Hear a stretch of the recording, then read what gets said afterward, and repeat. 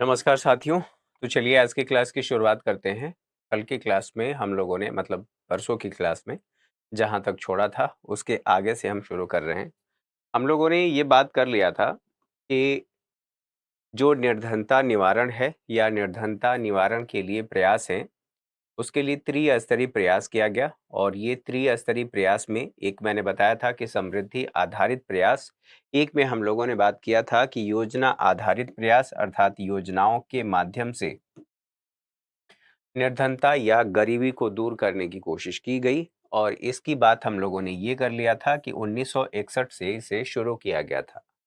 फिर उसके बाद न्यूनतम आधारभूत सुविधाओं की हम लोगों ने बात की और इसमें हमने देखा था कि शिक्षा, स्वास्थ्य, स्वच्छ पेयजल और स्वच्छ वायु इत्यादि इससे संबंधित। साथ ही साथ हमने ये देख लिया था कि इन सभी पहलुओं को अर्थात एक एक करके देख लेंगे और इसमें क्या-क्या बातें शामिल हैं उनको हम पूरा पढ़ लेंगे। तो यहाँ पर देखें, सबसे पहले हम समृद्धि आधारित रणनीति की बात करते हैं कि इसमें क्या किया गया, कैसे किया गया और उसका क्या परिणाम निकला। तो परिणाम के बारे में तो हम आप बाद में चर्चा करेंगे, लेकिन ये देखेंगे कि समृद्धि आधारित रणनीति में दरअसल किया क्या गया। तो यहाँ पर सोचिए, समृद्धि का मतलब क्या है? हम ये कह रहे हैं कि नेशनल इनकम, ठीक है,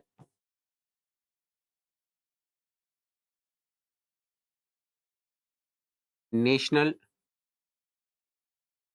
नेशनल इनकम। जब राष्ट्रीय आय बढ़ेगी, नेशनल इनकम से संबंधित जो अवधारणाएं हैं इनको देख लेते हैं। एक को कहते हैं, आप लोगों ने पढ़ा भी होगा कि जीडीपी, ग्रॉस डोमेस्टिक प्रोडक्ट, और इसको एक को कहते हैं एनडीपी, नेट डोमेस्टिक प्रोडक्ट, और एक को कहते हैं जीएनपी, ग्रॉस नेशनल प्रोडक्ट, और फिर इसी से संबंधित है एनएनपी, नेट नेशनल प्रोडक्ट। अब ये चार अवधारणाएं इससे संबंधित हैं, इसी से संबंधित अवधारणाएं। अब एक बात सोचिए, इन सब से मिल करके हमारा नेशनल इनकम बनता है। नेशनल इनकम हमारा जब होगा और नेशनल इनकम जब हमारा बढ़ेगा, यहाँ पर इससे संबंधित अवधारणाएं हैं कि हम कैसे देखेंगे, कैसे निकालेंगे, क्या क्या बातें इसमें शामिल है। ये सारी बातें आपको आगे चल करके पढ़ना है, तो इसलिए यहाँ पर इसको मैं बता नहीं रहा हूँ। केवल मैं इतना कह रहा हूं कि नेशनल इनकम अगर हमारी बढ़ेगी, राष्ट्रीय आय बढ़ेगी, तो हमने ये कहा था प्रति व्यक्ति आय, प्रति व्यक्ति राष्ट्रीय आय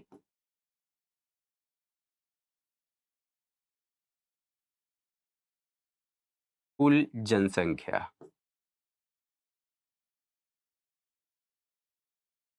कुल जनसंख्या।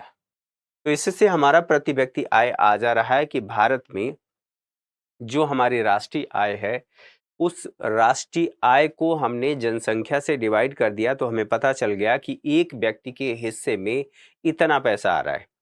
दूसरे तरीके से हम उसको ये कह देते हैं कि यह प्रति व्यक्ति आय है, नेशनल इनकम से हमने निकाल लिया, है ना। तो जब प्रति व्यक्ति आय आ रहा है तो मैंने आपसे कहा कि थोड़े समय के लिए मान लीजिए कि 1 लाख रुपए, ठीक है, हमारी प्रति व्यक्ति आय बता दी गई। तो राष्ट्रीय आय में एक मजदूर मजदूर इसकी भी आय शामिल है, अडानी इनकी भी आय शामिल है, अंबानी इनकी भी आय शामिल है, और अन्य इनकी भी आय शामिल है। इन सबके इन सबके द्वारा अर्जित कारक आय के सम्मिलित रूप को हम राष्ट्रीय आय कहते हैं।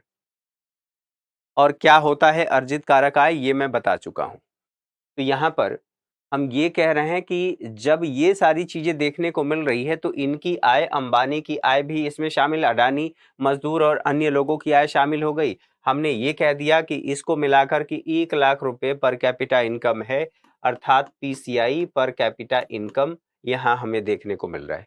लेकिन क्या वास्तव में वो रुपया 1 लाख रुपया सबके हिस्से में आ रहा है? सबके हिस्से में हमने औसत तो निकाल लिया, लेकिन सबके हिस्से में तो 1 लाख रुपया नहीं आ रहा है। मजदूर के हिस्से में 1 लाख रुपया नहीं आ रहा है। और अगर नहीं आ रहा है तो ऐसी स्थिति में हम कैसे कह सकते हैं कि दरअसल सच में समृद्धि हुई? अब फिलहाल इस बात को आगे हम समझेंगे, आगे इसका प्रयोग करेंगे। तो हमने ये कहा कि जब उत्पादन होगा, देश में उत्पादन होगा, तो उससे हमारी राष्ट्रीय आय, डायरेक्टली कह रहे हैं कि राष्ट्रीय आय बढ़ेगी। और जब राष्ट्रीय आय बढ़ेगी तो पीसीआई बढ़ेगा और उसका लाभ लोगों को मिलेगा। तो अब इसी पर यह कहा जा रहा है कि हमने कैसे, तो हमने कहा ग्रोथ, ग्रोथ, ठीक है, हमें बढ़ानी है और ग्रोथ बढ़ा लेंगे तो उसका फायदा ये होगा कि जो गरीबी है ये कम हो जाएगी। ठीक है, गरीबी कम हो जाएगी और जब गरीबी कम हो जाएगी तो फिर सारी समस्या ही सॉल्व। तो इस रणनीति को अपनाया गया कि पहले हम ग्रोथ बढ़ाएं और जैसे जैसे हमारी ग्रोथ बढ़ेगी इसका हम समाधान करेंगे। तो यहीं इसी से संबंधित जो बात कही जा रही है कि हम अपनी जीडीपी बढ़ा लें। जीडीपी बढ़ रहा है तो यानी कि नेशनल इनकम बढ़ रहा है। जब हम उत्पादन बढ़ा लेंगे, जीडीपी बढ़ जाएगी, जीडीपी बढ़ेगी तो उसके बाद पीसीआई में वृद्धि होगी और पीसीआई में वृद्धि होगी तो ये कहा जा रहा है पीसीआई में वृद्धि और पहुंच आसान हो जाएगी, अर्थात संसाधनों के पास, संसाधनों तक। तो अगर ये वृद्धि हो रही है, जीडीपी में वृद्धि हो रही है, पीसीआई में वृद्धि हो रही है, तो यहां पर एक बात समझना जरूरी है, ये वृद्धि तो तभी होगी ना जब हम उत्पादन कर रहे हैं। और उत्पादन किसका हो रहा है? वस्तुओं और सेवाओं का उत्पादन हो रहा है। तो वस्तुओं और सेवाओं के उत्पादन के साथ साथ हमें यह भी ध्यान रखना है कि लोगों को रोजगार भी मिल रहा है। और रोजगार मिलने का मतलब यह है कि अब दूसरे तरीके से सोचिए कि लोगों का पर कैपिटा इनकम बढ़ रहा है। और पर कैपिटा इनकम बढ़ने का मतलब यह हुआ कि उनकी क्रय क्षमता बढ़ रही है, वो बाजार में वस्तुएं खरीद सकते हैं। कुल मिलाकर के बात यहां पर रोजगार की है कि रोजगार इनको मिल रहा है क्योंकि उत्पादन बढ़ रहा है। ये इस अवधारणा को कब से कब तक उद्देश्य के रूप में अपनाया गया और इस पर कब काम किया गया? तो जो पहली 5 ईयर प्लान है, ठीक है, 5 ईयर प्लान, उनका मुख्य उद्देश्य यही रखा गया था कि हमारी जीडीपी बढ़े और जीडीपी बढ़े तो राष्ट्रीय आय बढ़े और जब राष्ट्रीय आय बढ़ेगी तो फिर इस उद्देश्य को हम पूरा कर लेंगे। और इसके लिए ये कहा गया कि जो 5 ईयर प्लान है, इस 5 ईयर प्लान में हम औद्योगिक विकास करेंगे। जैसे उद्योगों का विकास करेंगे। उद्योगों का विकास होगा तो जो कृषि क्षेत्र में हमने पहले बात कर लिया था कि 75% सॉरी 75% के आसपास और इससे अधिक ही था। कई बार इसे 80-85 भी कहा गया है, लेकिन 75 अभी यहां पर हम बात कर रहे हैं। इसके आसपास जो लोग थे वो कृषि पर निर्भर थे। ठीक है, और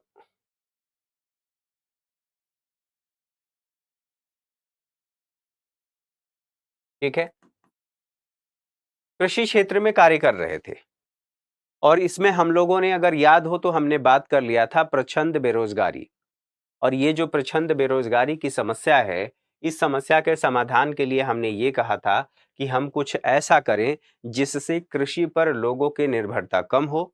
तो जो एक चरण की बात होती है, एक क्रम की विकास की बात होती है, सभी क्षेत्रों की, अर्थात तीनों क्षेत्रों की, प्राथमिक, द्वितीयक और तृतीयक, तो यहाँ पर यह कहा गया ये काम हम तभी कर सकते हैं, लोगों को रोजगार तभी दे सकते हैं, अपना जीडीपी तभी बढ़ा सकते हैं और पीसीआई बढ़ा सकते हैं जब हम कृषि पर लोगों की निर्भरता को कम करेंगे। उसका तरीका क्या है? उसका तरीका यह है कि हम औद्योगिक विकास करें और औद्योगिक विकास लक्ष्य इसमें निर्धारित किया गया। साथ ही ये कहा गया कि जब हम औद्योगिक क्षेत्र पर बढ़ रहे हैं और उनको भोजन चाहिए, हमें भोजन भी उपलब्ध कराना है, साथ ही साथ हमें ये भी देखना है कि फिर भी कृषि पर निर्भरता तो रहेगी। तो उस उद्देश्य को पूरा करने के लिए, इस सम्मिलित उद्देश्य को पूरा करने के लिए हरित क्रांति को अपनाया गया।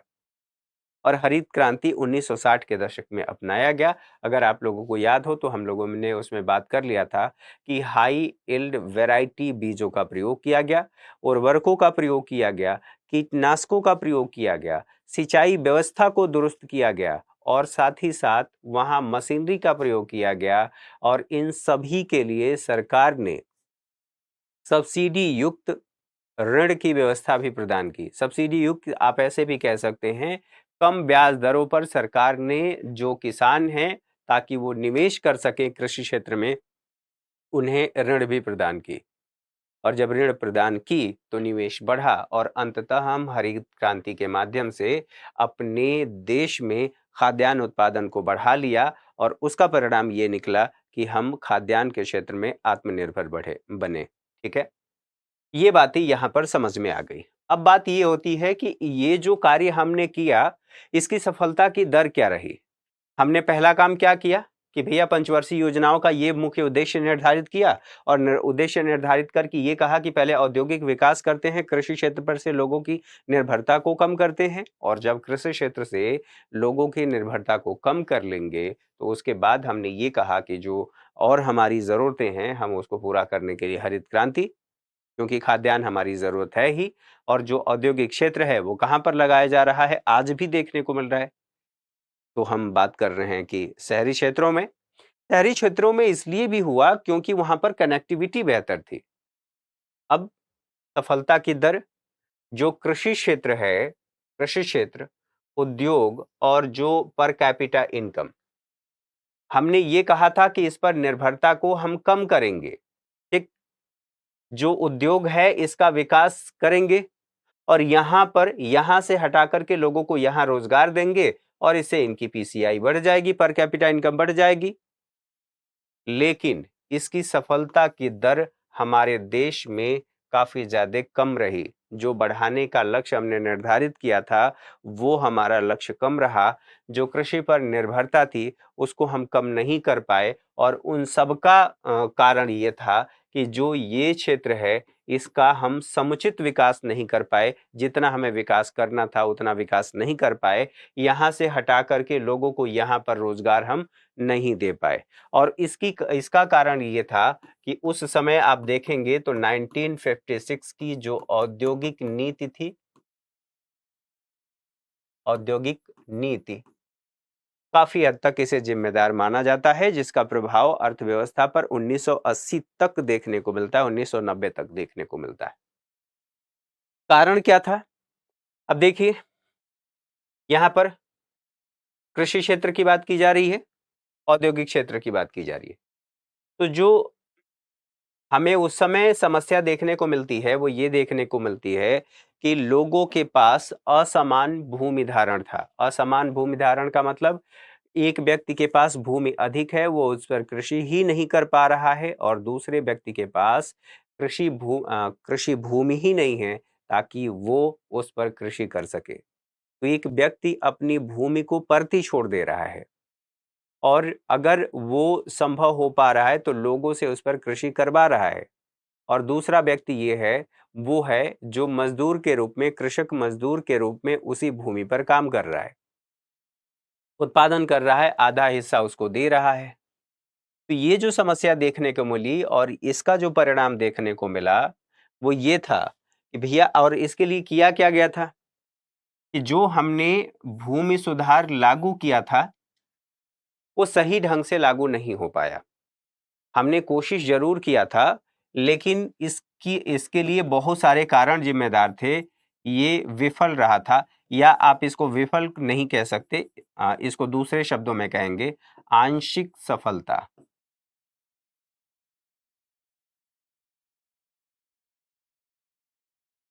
आंशिक सफलता,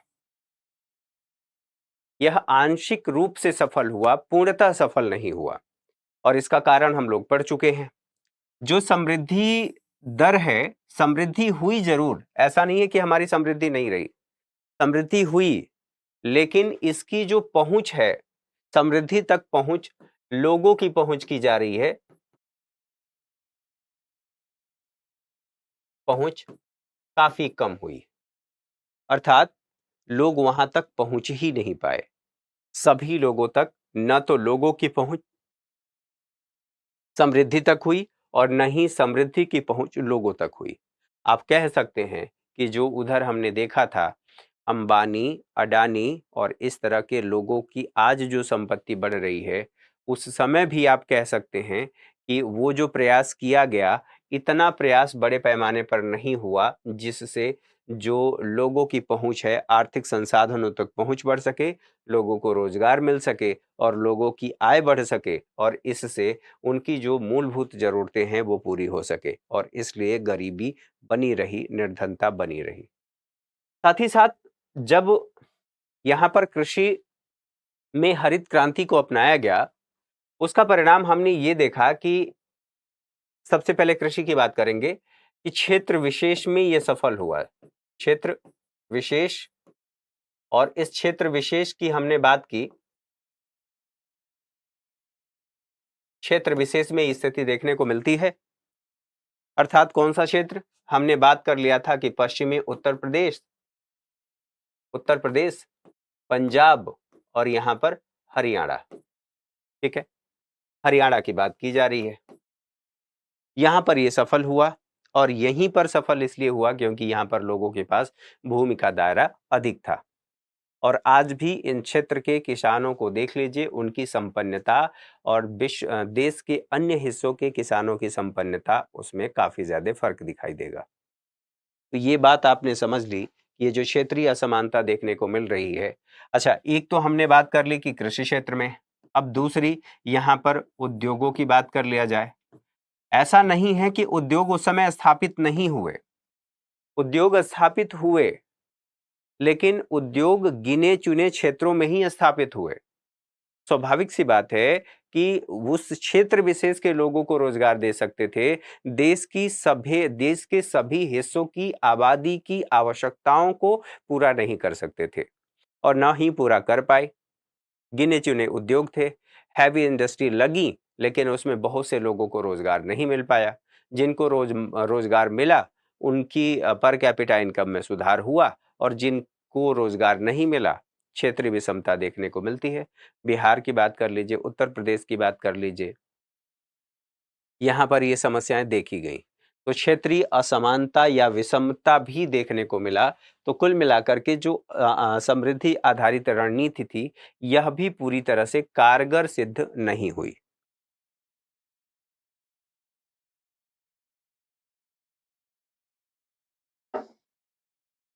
अच्छा, ये कारगर सिद्ध नहीं हुई, ठीक बात है। अब बात कर लेते हैं यहां पर कि योजना आधारित रणनीति, ये जो दूसरा इसमें था, इस पहलू में या इस क्षेत्र में हमने क्या काम किया। तो यहां पर सबसे पहले जो 3 पंचवर्षीय योजनाएं थी, उन 3 पंचवर्षीय योजनाओं में यह अपनाया गया कि काम करते हैं, लोगों से काम लेते हैं। लोगों की मूलभूत जरूरत क्या है?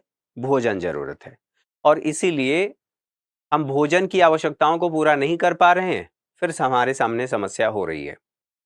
तो और अगर हम केवल पैसा देते हैं, तो लोगों के सामने समस्या है, शाम को वो हो सकता है कि एकदम खुश हो जाएं, है ना? तो इसके लिए कहा गया कि आप काम करिए, हम उसके बदले अनाज देंगे और आप अपनी आवश्यकताओं को पूरा कर पाएंगे। तो काम के बदले अनाज, ये इस रणनीति को अपनाया गया। साथ ही साथ यह भी इस समय किया गया कि स्वरोजगार के लिए लोगों को प्रोत्साहित किया जाए, और स्वरोजगार के लिए जरूरी था कि सेल्फ हेल्प ग्रुप को बढ़ावा दिया जाए।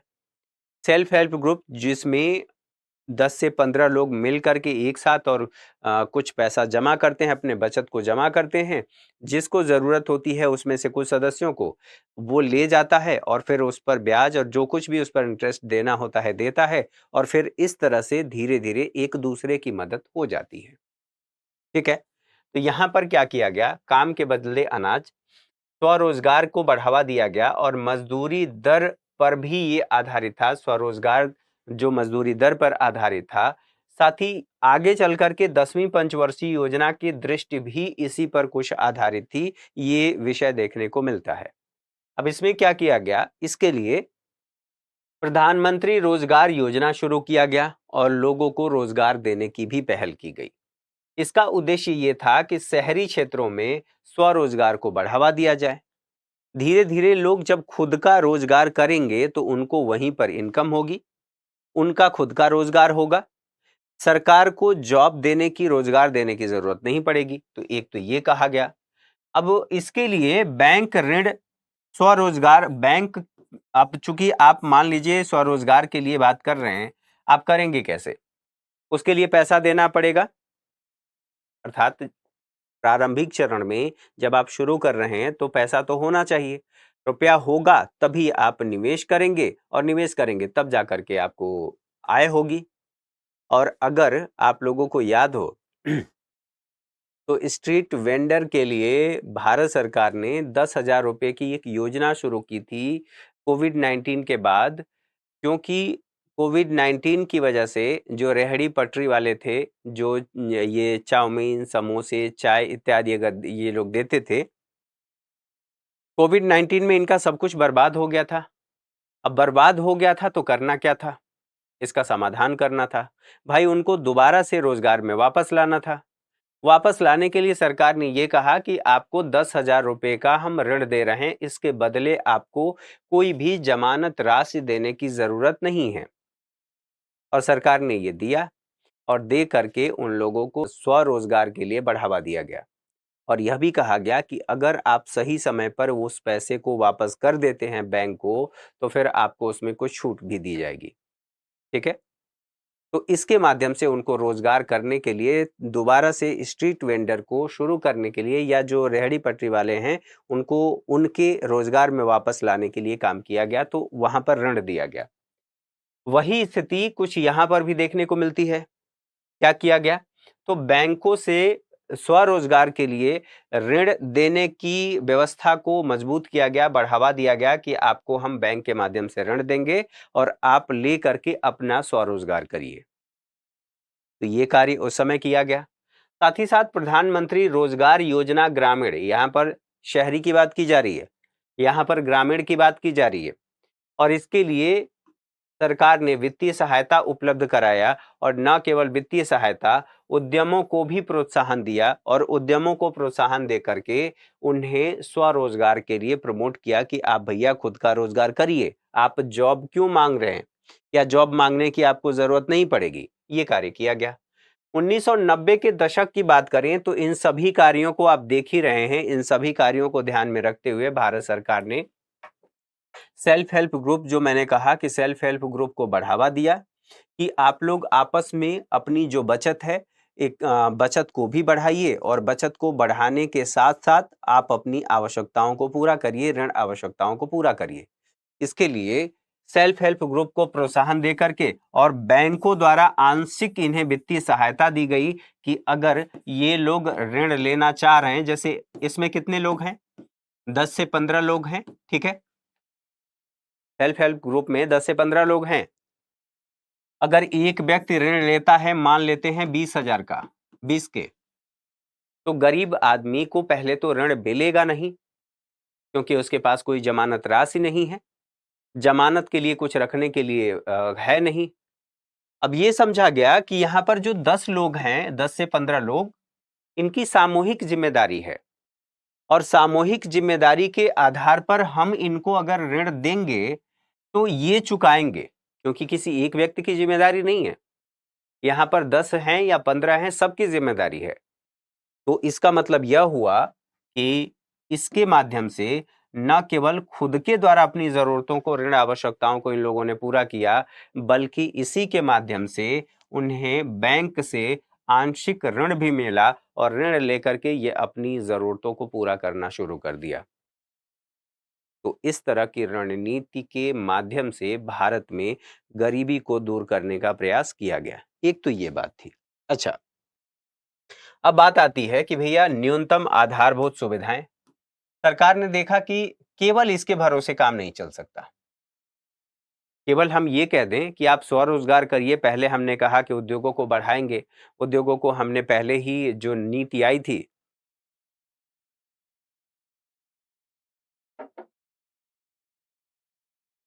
उस नीति में हमने हतोत्साहित किया था और हतोत्साहित करके हमने ये कहा था कि सार्वजनिक क्षेत्र काम करेगा और सार्वजनिक क्षेत्र उत्पादन करेगा।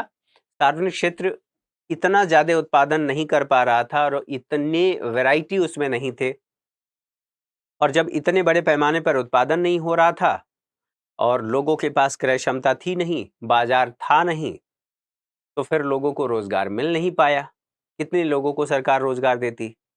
फिर अब ये कहा गया कि एक काम करते हैं, लोगों की जो न्यूनतम ज़रूरतें हैं ना, उन ज़रूरतों को पूरा कर देते हैं और जब लोगों की न्यूनतम ज़रूरतें पूरी हो जाएँगी, तो फिर वो अपने रोज़गार के बारे में, अन्य किसी बारे में सोचेंगे कि कैसे मुझे अब आगे बढ़ना है। तो इसके लिए क्या किया गया? इसके लिए न्यूनतम आधारभूत सुविधाएँ, इसको आप ऐसे भी देख सकते हैं, हमने उनकी आय बढ़ा दी, हमने उनको अनाज भी उपलब्ध करा दिया। काम के बदले अनाज, प्रधानमंत्री रोजगार योजना के माध्यम स्वरोजगार योजना के माध्यम से हमने आगे बढ़ा दिया कि आप ऐसा करिए। आगे चल करके अब उनके सामने समस्याएं कई आएंगी, जैसे आप ऐसे भी कह सकते हैं, भोजन की समस्या उनके पास है, उसको तो हमने दूर कर दिया, थोड़े समय के लिए मान लेते हैं, लेकिन लोग बीमार भी तो पड़ेंगे, उन्हें शिक्षा भी तो चाहिए। केवल भोजन भरपेट मिल गया यही समाधान थोड़ी है। तो करना क्या पड़ेगा? करना ये पड़ेगा कि भैया एक काम करो, आधारभूत सुविधाएं उपलब्ध कराओ। केवल भोजन से काम नहीं चलेगा। इसमें इसे 5वीं पंचवर्षीय योजना में स्वीकार किया गया और ये कहा गया कि केवल हम इस पर निर्भर नहीं रहेंगे, इसका उद्देश्य ये रखा गया कि हम जीवन स्तर में लोगों को सुधार करेंगे। अब एक पीढ़ी, जैसे थोड़े समय के लिए मान लीजिए, मेरे पिताजी गरीब थे, ठीक है? अब मेरे पिताजी की जो भोजन की आवश्यकताएं थी, उन आवश्यकताओं को तो पूरा कर दिया गया, यहां तक ठीक बात है। लेकिन अब आगे अगर बच्चों को शिक्षा नहीं मिलेगी, जैसे मुझे शिक्षा नहीं मिलती, तो क्या मैं यहां खड़ा होता? नहीं खड़ा होता। साथ ही अगर उनको स्वास्थ्य सुविधाएं नहीं मिलती, तो शायद मैं पैदा होने के बाद ही खत्म हो जाता या पैदा होने से पहले ही मैं खत्म हो जाता, क्योंकि उचित पोषण नहीं मिलता और अगर मां को उचित पोषण नहीं मिलता, तो बच्चे का जो पोषण है वो भी प्रभावित होता, बच्चे का स्वास्थ्य प्रभावित होता। तो इसके लिए सरकार ने ये सोचा कि भैया केवल इससे काम नहीं चलेगा, हमें लोगों के जीवन स्तर में सुधार करना है। हमने भोजन दे दिया, ठीक बात है, लेकिन जीवन स्तर में तब सुधार होगा, जीवन स्तर तब गुणात्मक माना जाएगा, बेहतर माना जाएगा, जब लोगों को शिक्षा दिया जाएगा, अपने अधिकारों से परिचित होंगे, स्वच्छता से परिचित होंगे, मानवीय मूल्यों से परिचित होंगे और जब ये सब सारी चीजें होंगी, तब जाकर के हमारा जो जो समाज है, हमारा देश एक आधुनिक समाज, आधुनिक सोच वाला देश बनेगा।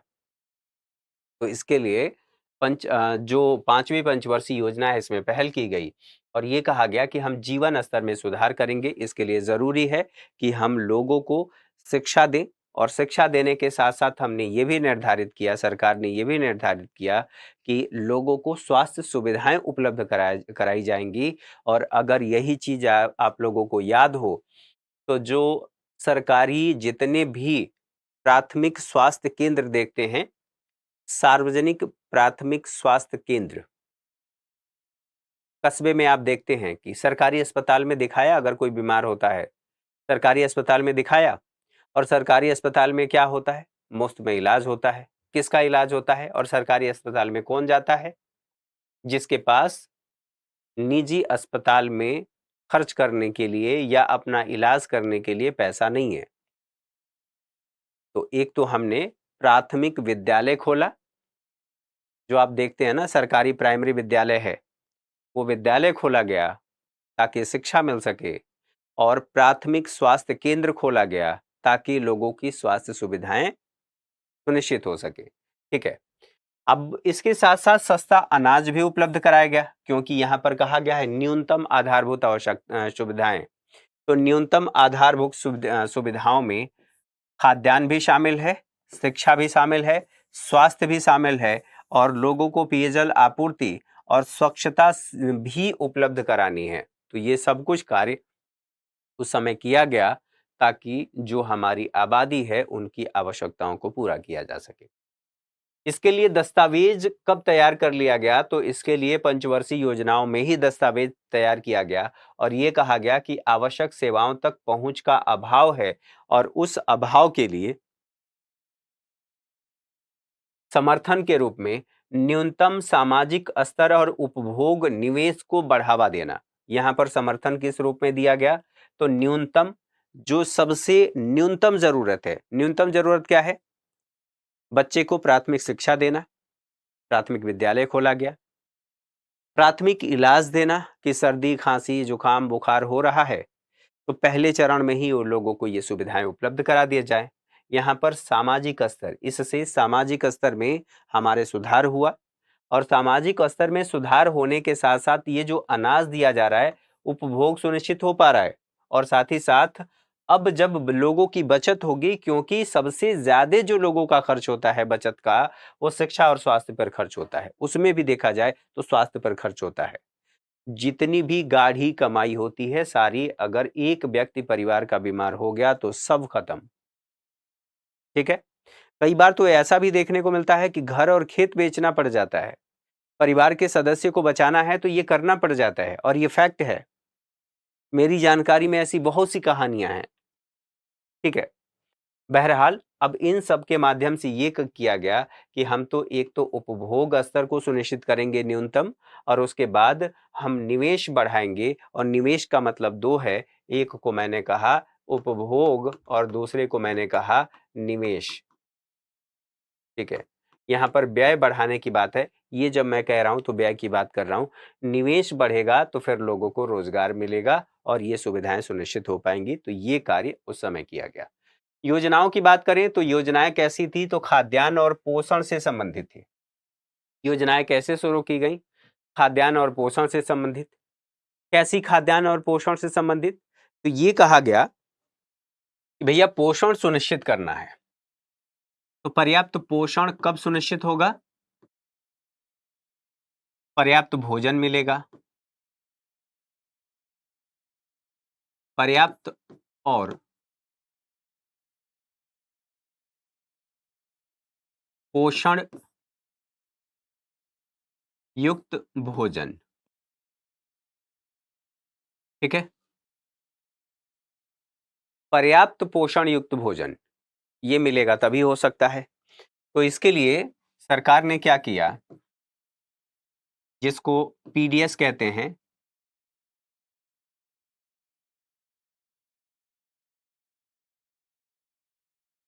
पब्लिक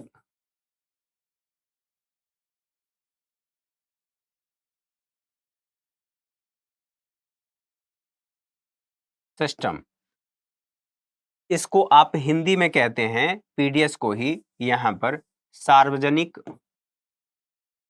वितरण प्रणाली। ठीक है।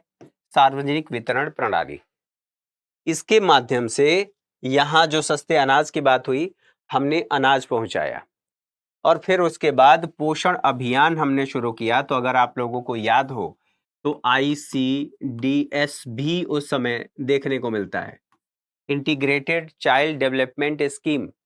आंगनबाड़ी के माध्यम से भी न केवल बच्चे का बल्कि यहां पर मां प्लस बच्चा, इसका पोषण सुनिश्चित किया गया। बच्चों को शिक्षा भी दी जा रही है, और शिक्षा देने के साथ साथ बच्चों को पोषण भी दिया जा रहा है। ये कार्य किया गया। पोषण, तमाम तरह के पोषण अभियान चलाए गए, और उन पोषण अभियानों के में एक और पोषण अभियान के रूप में शामिल था जिसको हम कहते हैं मध्याह्न भोजन योजना।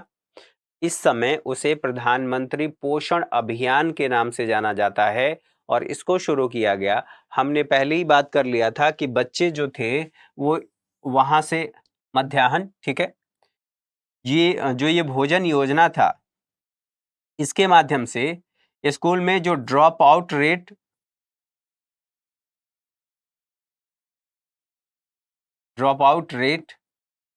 जो बढ़ गया था, इसको कम किया गया।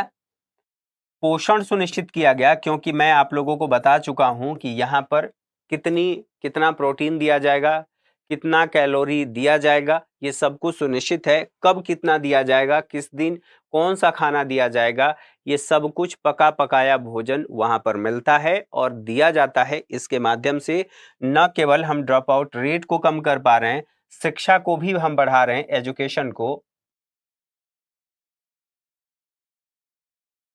एजुकेशन को भी हम बढ़ा रहे हैं, पोषण को भी हम सुनिश्चित कर रहे हैं। तो ये सभी इन सभी जो योजनाएं हैं खाद्यान्न और पोषण से संबंधित, इन सब के माध्यम से हमने ये काम करना शुरू किया। आधारभूत अर्थात बच्चे आधार हैं। किसका आधार है? भविष्य का आधार है।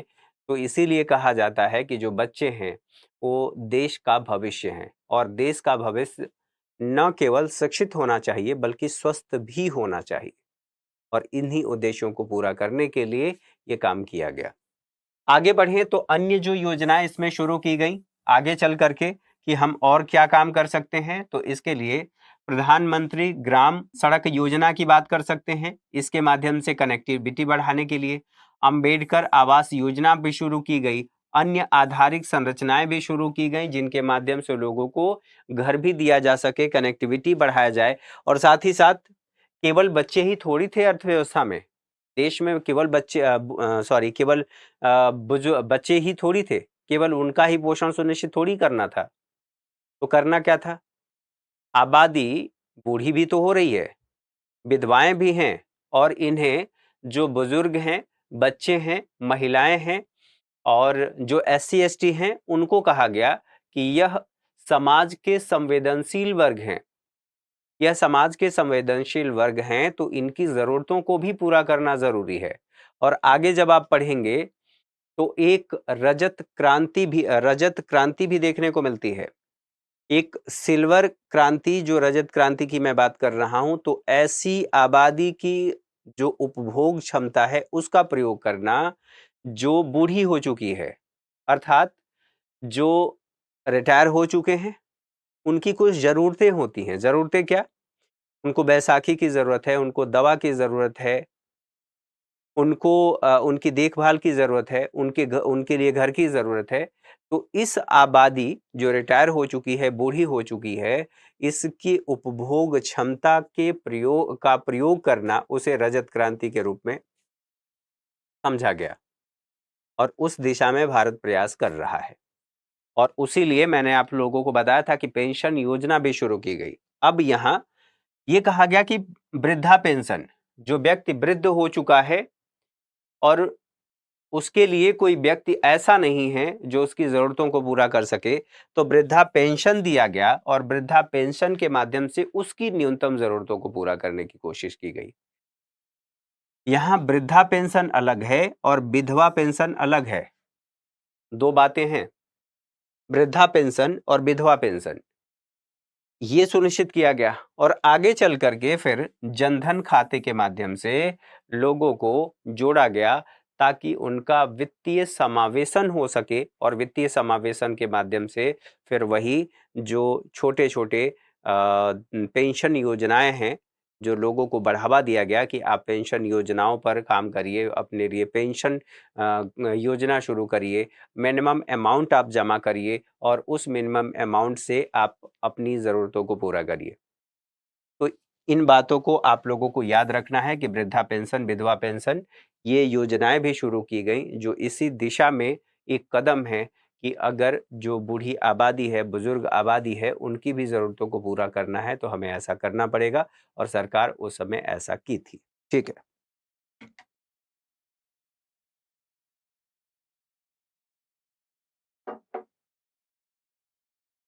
ठीक है, अब इन बातों को समझने के साथ आगे बढ़ते हैं।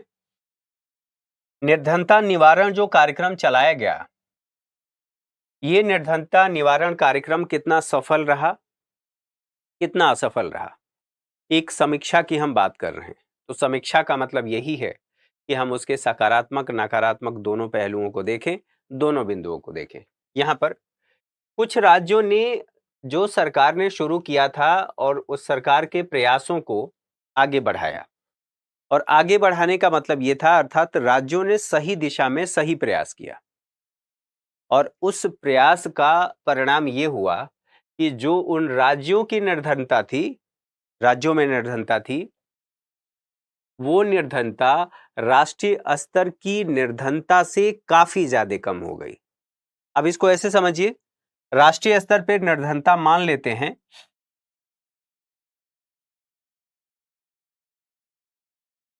नेशनल लेवल पर जो पॉवर्टी है हम मान लेते हैं 30% है, 30%। इन राज्यों ने प्रयास किया, ठीक है, और इन राज्यों की जो स्थिति थी, इन्होंने अपने यहां पॉवर्टी घटा करके 25% कर लिया। तो राष्ट्र में अर्थात देश में 30% है, इन्होंने 5% कम कर लिया, अर्थात इन्होंने इस दिशा में बेहतर प्रयास किया, और वो प्रयास यहां पर दिखाई दिया। तो यहां पर एक तो ये बात है कि निर्धनता राष्ट्रीय स्तर से उनका कम हो गया। कई राज्यों में आप देखेंगे, जैसे केरल की बात कर लें, 92% के आसपास यहाँ पर, संभवतः 92% है, एग्जैक्ट ये आंकड़ा याद नहीं आ रहा है, लेकिन 92% या 96% के आसपास है यहाँ पर शिक्षा का स्तर। तो आप सोचिए कि इतना ज्यादा है, राष्ट्रीय स्तर पर कितना है? राष्ट्रीय स्तर पर काफी कम है। तो इसलिए कहा जा रहा है कि शिक्षा के क्षेत्र में और जो अन्य क्षेत्र हैं उसमें उन राज्यों ने अच्छा काम किया, निर्धनता निवारण के क्षेत्र में अच्छा काम किया, तो उनकी बात की जा रही है। ये इसलिए हो पाया कि जो योजनाएं वहां पर लागू की गई थी, राष्ट्रीय स्तर की योजनाएं, उन योजनाओं को उन्होंने बहुत अच्छे से अपने यहां इंप्लीमेंट किया, और उस योजनाओं का सकारात्मक परिणाम देखने को मिला। जो लीकेज था, लीकेज का मतलब यह है कि मान लीजिए सरकार ने किसी योजना के तहत एक व्यक्ति को 1 रुपये भेजा। राजीव गांधी ने भी कहा था कि हम 1 रुपया केंद्र से भेजते हैं राज्यों में, और वो व्यक्ति तक पहुंचते पहुंचते 19 पैसे या ऐसे कुछ रह जाता है, बाकी पैसा भ्रष्टाचार का शिकार हो जाता है, लोग वहां तक, गरीबों तक पहुंचने नहीं देते, बीच में खा जाते हैं। हालांकि आज के संदर्भ में आप कह सकते हैं कि अब धीरे धीरे जैसे जैसे वित्तीय समावेशन बढ़ा है, बैंकों की पहुंच ग्रामीण क्षेत्रों तक बढ़ी है, अब उस स्थिति में कमी आई है। स्वाभाविक सी बात है, इससे लोगों की बचत भी बढ़ेगी, बैंकिंग जो हैबिट है वो भी बढ़ेगी, और इस दिशा में हम लोगों ने जनधन खाते की बात कर ली थी। मनरेगा की भी बात आप कर सकते हैं। अब यहां पर देखिए, जो योजनागत पहल किया गया था, उन पहलों को बखूबी लागू किया गया, और न केवल लागू किया गया, इसके साथ साथ जो परिसंपत्तियों के वितरण की बात है, उन परिसंपत्तियों के वितरण में विषमता देखने को मिलती है। हम लोगों ने कौन सी व्यवस्था अपनाया था? हमने समाजवादी, और आप यहां पर मिश्रित व्यवस्था की बात करेंगे, ठीक है, हमने मिश्रित व्यवस्था अपनाया था, मिश्रित अर्थव्यवस्था, और इसमें मैंने ये कहा था कि समाजवादी और पूंजीवादी व्यवस्था के मिश्रित स्वरूप को, अर्थात उनकी विशेषताओं को हमने अपनाया था।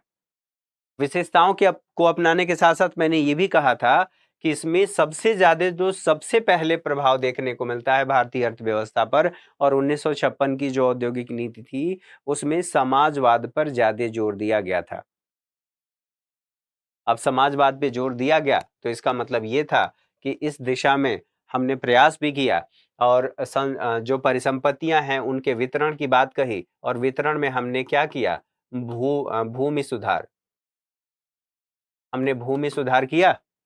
लेकिन भूमि सुधार में हमने ये देखा था कि भूमि राज्य का विषय है, इसीलिए केंद्र यहां पर, जो हमारे यहाँ संघीय व्यवस्था है, संविधान में अपनाया गया है, जो राज्य हैं ये राज्य का विषय है, राज्य सूची का विषय है, इसलिए कई राज्यों ने अपने यहाँ इसे बखूबी लागू नहीं किया, सही ढंग से इंप्लीमेंट नहीं किया। और सही ढंग से जब लागू नहीं किया तो यहाँ पर समस्या देखने को मिलती है। परिसंपत्तियों की वितरण की विषमता देखने को मिला, सबको समान रूप से नहीं मिल पाया, और नहीं मिल पाया तो जो निर्धनता निवारण है वो कार्यक्रम, इसका प्रभाव कैसा होगा? सीमित हो जाएगा। अब सोचिए, हमने जो प्रयास किया वो प्रयास सरकार ने तो अपनी तरफ से किया, लेकिन नौकरशाही, लाल फीताशाही ये बड़े पैमाने पर सक्रिय थी और उसका प्रभाव हमारी जो जनता है उसको भुगतना पड़ा। उसमें ऐसा नहीं है कि जो हमारे जनप्रतिनिधि थे उसमें उन लोगों की हिस्सेदारी नहीं थी, उन लोगों की भी हिस्सेदारी थी। बहरहाल जिस उद्देश्य से जिस कार्य को हमने शुरू किया था वह उसी तरह से उसी मोटिव के साथ पूरा नहीं किया जा सका। अब नहीं किया जा सका तो यहाँ पर निर्धनता निवारण जो कार्यक्रम है उसका प्रभाव कैसा होगा? सीमित प्रभाव देखने को मिला, अर्थात यह पूरी तरह से सफल नहीं रहा, सफल नहीं रहा। आप कह सकते हैं कि आंशिक रूप से आप दूसरे संदर्भ में कह सकते हैं कि इसकी सफलता आंशिक रही या आंशिक सफलता। आंशिक सफलता ये हमें देखने को मिला। ठीक है, ये बात समझ में आ गई। चलिए अब यहां पर अगला बिंदु इसमें कहा गया है कि भैया जो संसाधन थे उनका अपर्याप्त अपर्याप्त संसाधनों का आवंटन देखने को मिलता है। एक तो परिसंपत्तियों के वितरण की बात है, संसाधनों के आवंटन की बात है। संसाधनों के आवंटन की बात होगी तो यहां पर इसको कनेक्ट कर लीजिएगा भूमि सुधार। परिसंपत्तियों का वितरण समान नहीं हो पाया क्योंकि सबको समान रूप से रोजगार नहीं मिल पाया, तो असमानता देखने को मिलती है। ये इसलिए नहीं हो पाया क्योंकि हमारे देश में भ्रष्टाचार बड़े पैमाने पर व्याप्त था, और केवल केवल की बात कर रहा हूं, केवल जो कर्मचारी थे वही भ्रष्ट नहीं थे, यहां पर सरकारें भी भ्रष्ट थी। जो राज्य सरकारें हैं उनकी बात की जा रही है। आप सरकारों की बात होगी तो स्थानीय सरकारों को भी इसमें शामिल कर लेंगे। तो जो सफलता की दर होनी चाहिए थी वो सफलता यहां नहीं देखने को मिलती है क्योंकि भ्रष्टाचार बड़े पैमाने पर व्याप्त था। और मैंने आपसे राजीव गांधी का उदाहरण दिया कि उन्होंने कहा था कि 1 रुपये मैं भेजता हूं, वो 1 रुपये पूरी तरह से 1 रुपये नहीं पहुंचता है, 50 पैसे भी पहुंच जाता तो बहुत बड़ी बात है, लेकिन कुछ 19 पैसे या 9 पैसे ऐसा उन्होंने कहा था कि वहां तक लोगों तक पहुंच पाता है। अब लोग हैं 100 और 19 पैसे पहुंचा है, तो किसी न किसी का हित तो प्रभावित होगा। ठीक है, एक तो ये बात हमने समझ ली। साथ ही साथ संसाधनों का दुरुपयोग यहां पर बढ़ा। संसाधनों के दुरुपयोग की बात यह है कि सार्वजनिक क्षेत्र को ज्यादा महत्व दिया गया था, उसकी भूमिका अर्थव्यवस्था में ज्यादा थी, तो स्वाभाविक सी बात है कि हम वहां पर देख रहे थे कि वहां उनका उत्पादन प्रभावित हुआ था मतलब वो घाटे में चल रहे थे। घाटे में चल रहे थे तो अगर पानी, आज भी सोच लीजिए, पानी की किल्लत है, लगभग देश के सभी हिस्सों में पानी की किल्लत है। वो कहने की बात है कि यहाँ पर पानी बहुत ज्यादा है, यहाँ पर तो पानी बहुत ज्यादा है। ठीक है, आप कह सकते हैं कि बिहार में पानी है, कोसी नदी लगातार हर साल बाढ़ आती है, लोगों को समस्या होती है, लेकिन बिहार के सभी क्षेत्रों में ऐसी स्थिति थोड़ी है, या उत्तर प्रदेश के सभी क्षेत्रों में ऐसी स्थिति थोड़ी है। तो कहीं ना कहीं तो कॉम्प्रोमाइज हो रहा है। तो इसलिए अगर होलिस्टिक अप्रोच लेकर के चलें तो हम ये कह सकते हैं कि जब प्रबंधन बेहतर नहीं होगा, प्रबंधन बेहतर नहीं होगा तो संसाधनों की बर्बादी या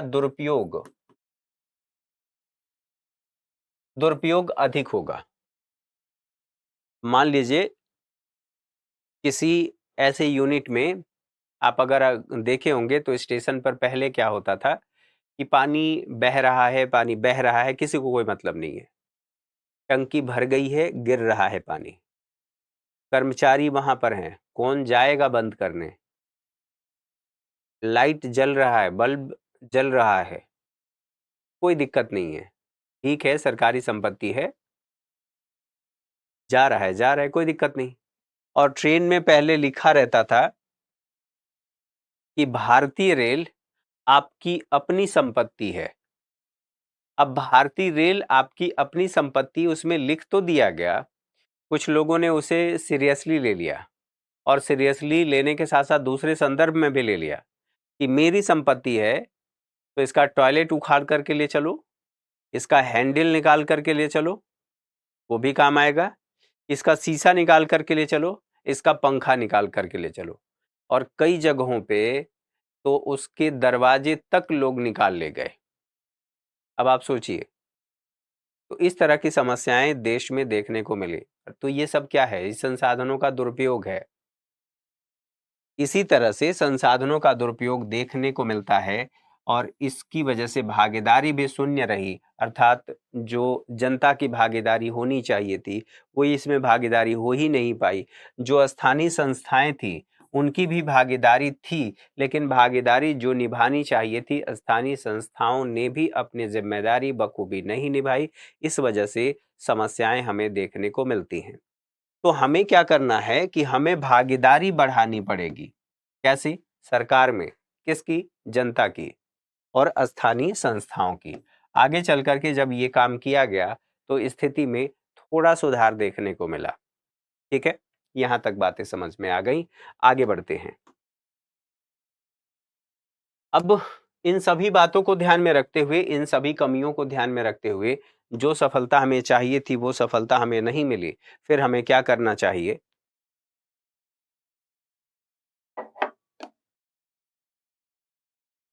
तो यहाँ पर कहा गया है किस बात की आवश्यकता है। तो दरअसल हमें इस बात की आवश्यकता है, इस क्षेत्र में काम करने की आवश्यकता है कि सरकार और निर्धनों की सक्रिय भागीदारी हो। इसमें योजनाओं की सफलता में, योजनाओं की सफलता में जब सरकार और निर्धनों की सक्रिय भागीदारी की बात की जा रही है, तो इसके लिए अब डिजिटलाइजेशन किया जा रहा है। साथ ही साथ जो जनधन अकाउंट है उसके माध्यम से वित्तीय समावेशन, अर्थात जनधन अकाउंट के माध्यम से वित्तीय समावेशन बढ़ा। अब वित्तीय समावेशन किसको कहते हैं? तो वित्तीय व्यवस्था तक लोगों की पहुंच, न कि बैंक तक लोगों की पहुंच। वित्तीय व्यवस्था व्यापक संकल्पना है और बैंक वित्तीय व्यवस्था का एक कंपोनेंट है। ठीक है, तो यहां पर कहा जा रहा है कि वित्तीय व्यवस्था तक पहुंचना। ठीक है, जब ये काम किया गया जनधन के माध्यम से, जनधन अकाउंट के माध्यम से लोगों का खाता खुला, और खाता खुला तो इसका मतलब क्या हुआ? भ्रष्टाचार में कमी आ गई। आप ऐसे कह सकते हैं लीकेज कम हो गया। तो यहां सरकार और निर्धनों की सक्रिय भागीदारी, योजनाओं की सफलता इस पर निर्भर करती है। और जब हम सरकार की बात कर रहे हैं तो यहां पर है, इसका मतलब है स्थानीय सरकार। ठीक है, स्थानीय सरकार की भी भागीदारी हो, केंद्र की भागीदारी, राज्य की भागीदारी और स्थानीय सरकार की भागीदारी। अब यहां यह भी कहा गया कि हमें अवसरों का सृजन करना होगा, लोगों के लिए अवसरों का सृजन करना होगा। और अगर अवसरों का हम सृजन कर रहे हैं तो इसका मतलब ये है कि हमारे आय में सुधार होगा। आय में सुधार के साथ साथ कौशल विकास होगा, और कौशल विकास के साथ स्वास्थ्य और जो साक्षरता है उसमें वृद्धि होगी। और जब इस क्षेत्र में हम वृद्धि कर लेंगे तो हमारी पहुंच बाजार तक होगी, अर्थात हमें ये भी देखना होगा कि बाजार के अनुकूल हमें शिक्षा मिलनी चाहिए। और जब बाजार की मांग के अनुकूल मिलेगा तो हमारे अवसरों में विकास होगा। अवसरों का सृजन करना चाहिए ताकि आय में सुधार हो सके। क्षेत्रों की पहचान करने की जरूरत है। कैसे क्षेत्रों की पहचान? जो निर्धनता ग्रस्त क्षेत्र हैं उन क्षेत्रों की पहचान हम कर सकें, और वहां पर आधारिक संरचना का हम विकास करें और उपलब्धता भी सुनिश्चित करें। जो वहां पर मूलभूत जरूरतें हैं उन जरूरतों को हम पूरा करें, ताकि लोगों की मूलभूत जरूरतों के बाद वो आगे चल करके अन्य क्षेत्रों में सोच पाएं, और फिर जो निर्धनता है, निर्धनता, इससे छुटकारा प्राप्त किया जा सके। इन बातों को समझने के साथ निष्कर्ष की बात करें तो निष्कर्ष ये कहता है, जो एनसीईआरटी में बातें बताई गई हैं, नीतियों का उद्देश्य क्या है? तो ये सारी जो नीतियां लाई गई हैं, इन सभी नीतियों का उद्देश्य है कि हम समाज में समता स्थापित करें, न्याय स्थापित करें और तीव्र और संतुलित विकास को बढ़ावा दें। और ये समता तभी स्थापित किया जा सकता है जब आप सामाजिक, आर्थिक, ठीक है, आर्थिक समानता बढ़ाएंगे। और जब ये बढ़ेगा तो धीरे धीरे राजनीतिक समानता बढ़ेगी। न्याय तीन प्रकार के हमारे संविधान में ही, संविधान की प्रस्तावना में ही कहा गया है तीन प्रकार के न्याय की बात। तो यहीं पर सामाजिक, अब देख लीजिए वही बातें, सामाजिक, आर्थिक, आर्थिक और राजनैतिक, राजनैतिक न्याय, तीन प्रकार के न्याय की बात की गई है। और जब ये सभी होंगे तो हम क्या कर पाएंगे, तीव्र और संतुलित विकास कर पाएंगे। तीव्र और संतुलित विकास का मतलब विकास की गति तेज होगी, संतुलित होगा, अर्थात सबको समान संसाधनों का आवंटन होगा, सबको समान अवसर मिल पाएगा। इस दिशा में हम कदम बढ़ा पाएंगे। तो तीव्र और संतुलित विकास, कोई क्षेत्रीय विषमता और जो गैप है, विषमता हमें नहीं देखने को मिलेगी और न ही जो आय असमानता है वो देखने को मिलेगी। तो इस दिशा में हमें प्रयास करने की आवश्यकता है। सरकारों के लिए चुनौती ये है, अभी भी बनी हुई है कि निर्धनता का निवारण हम कैसे करें। साथ ही साथ निरपेक्ष जो संख्या है, अर्थात निरपेक्ष गरीबों की जो संख्या है, इसमें कमी करना आज भी हमारे लिए चुनौती है कि किस तरह से योजनाओं के माध्यम से हम इसमें कमी कर सकते हैं। और निर्धनता का जो दुष्चक्र है, इसे भी हमें दूर करने की आवश्यकता है और सरकार को इसमें इस क्षेत्र में अभी और पहल करना चाहिए, पहल करने की जरूरत है। इन बातों को समझने के बाद अब बात आगे करते हैं एनसीईआरटी, अर्थात 11th क्लास की एनसीईआरटी। ये 5वां लेसन है और 5वें लेसन में हम लोग बात करने वाले हैं भारत में मानव पूंजी, भारत में मानव पूंजी का निर्माण और इससे संबंधित जो बातें हैं उन सबको देखेंगे। तो यहां देखिए, मानव पूंजी क्या है, इसके बारे में हम लोगों ने कई बार बात कर लिया है। तो मेरे ख्याल से वो चीजें अगर रिमाइंड होंगी तो फिर आप लोगों को दिक्कत नहीं आएंगी। फिलहाल यहां पर हम बात कर लेते हैं मानव संसाधन। मानव संसाधन, मानव संसाधन को हमने क्या दिया,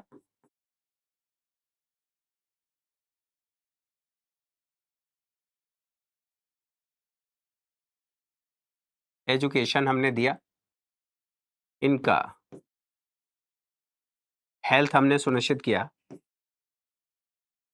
स्किल हमने डेवलपमेंट कर दिया, या आप ये भी कह सकते हैं ट्रेनिंग दे दिया।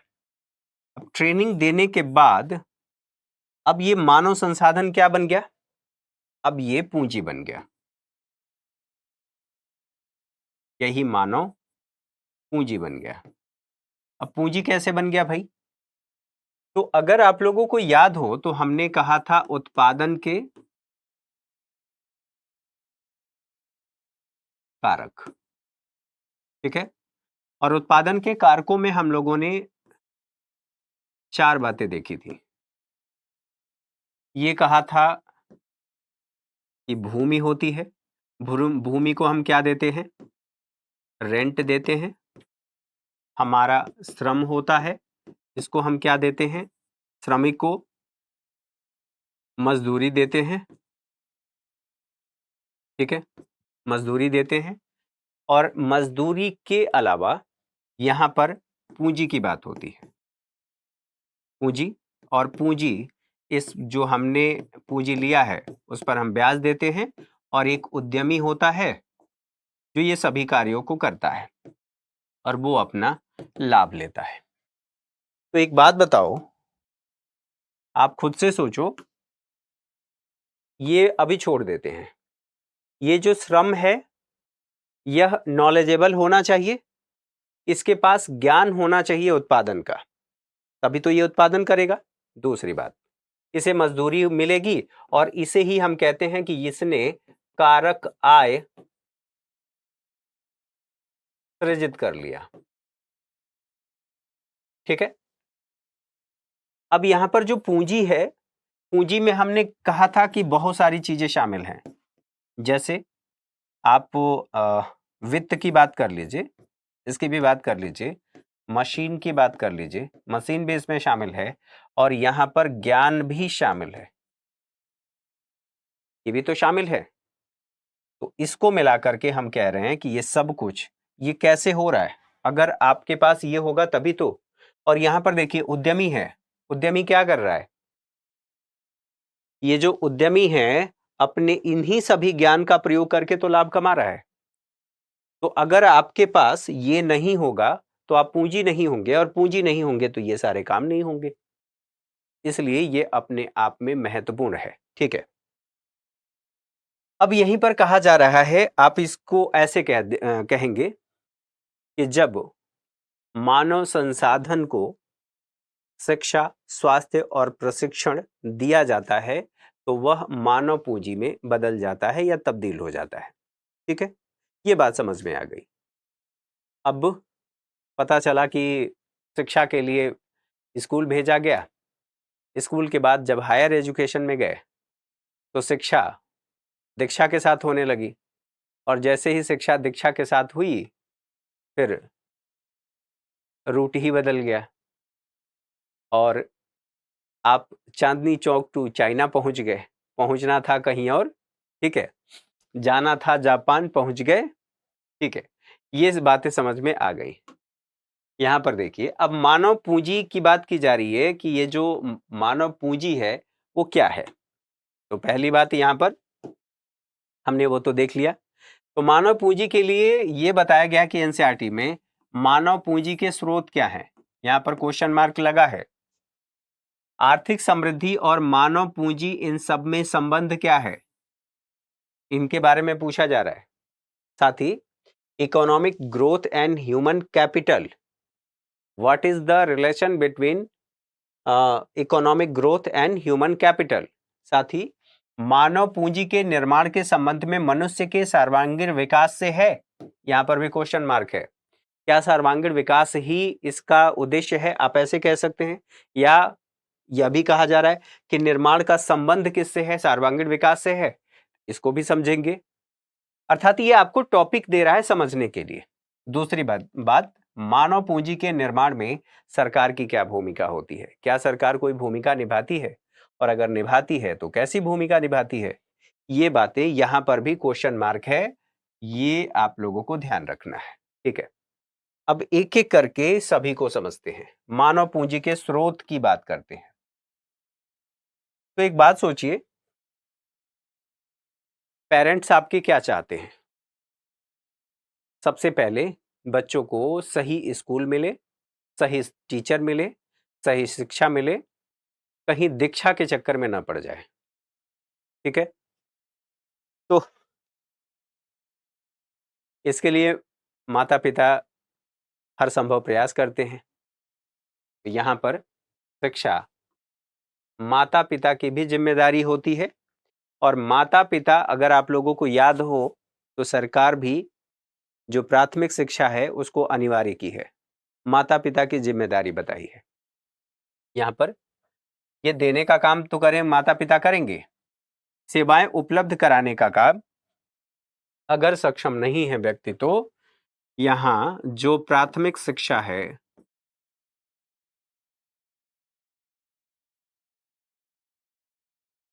ठीक, सरकार की भी जिम्मेदारी है, सरकार सेवाएं उपलब्ध कराती है। ये बात समझ में आ गई। अब स्वास्थ्य के बारे में बात कर लेते हैं। स्वास्थ्य, इसके लिए हम क्या करेंगे, स्वास्थ्य सुनिश्चित करने के लिए जब बच्चा पैदा होता है तभी से ही उसका शरीर छेदना शुरू हो जाता है। छेदना का मतलब मैं टीके लगाने की बात कर रहा हूं। पोलियो ड्रॉप देना है, खसरा का, रुबेला का, तमाम तरह के टीके दिए जाते हैं। बच्चे का शरीर उसी समय से छेदना शुरू हो जाता है। ये क्यों किया जाता है, इसलिए किया जाता है कि विश्व में तमाम तरह की बीमारियां फैल रही हैं।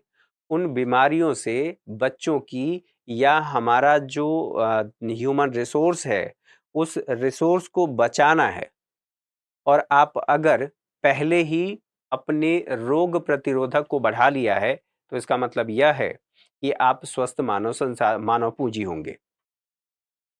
तो यहां पर प्रतिरोधी, प्रतिषेधी आप विज्ञान कह सकते हैं। प्रतिषेधी आयुर्विज्ञान क्या करता है? टीके लगाना और रोग प्रतिरोधक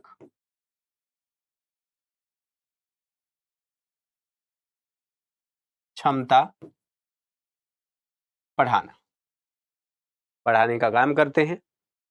साथ ही एक और चीज समझनी जरूरी है कि जब रोग प्रतिरोधक क्षमता बढ़ गई यानी कि अब स्वस्थ आप मानव संसाधन हो गए, और जब स्वस्थ मानव संसाधन हो गए केवल इससे काम नहीं चलेगा, सामाजिक आयुर्विज्ञान भी जरूरी है। अब सवाल यह है कि सामाजिक आयुर्विज्ञान क्या है? तो आपको इस बात की जानकारी होनी चाहिए कि आपके किस गतिविधि से आप बीमार हो सकते हैं। ठीक है, किस गतिविधि से बीमार हो सकते हैं मतलब दूषित पेयजल का सेवन करेंगे या दूषित वातावरण में जाएंगे, अपने आसपास के इन्वायरमेंट को गंदा करेंगे या जल को गंदा करेंगे, दूषित करेंगे, या ऐसी एक्टिविटीज आप कर रहे हैं जिससे पर्यावरण प्रदूषित हो रहा है। उन सभी एक्टिविटीज के बारे में आपको जानकारी होनी चाहिए। और जानकारी कहाँ से मिलेगी? जब सामाजिक ज्ञान होगा। मुझे सोसाइटी में कैसे रहना चाहिए इसकी भी जानकारी होनी चाहिए। पता चला कि आपको प्रशिक्षण मिल गया है, शिक्षा मिल गई है, लेकिन आपको यही नहीं पता है अपने कलीग के साथ कैसे बिहेव करना है। सामाजिक जानकारी तो चाहिए।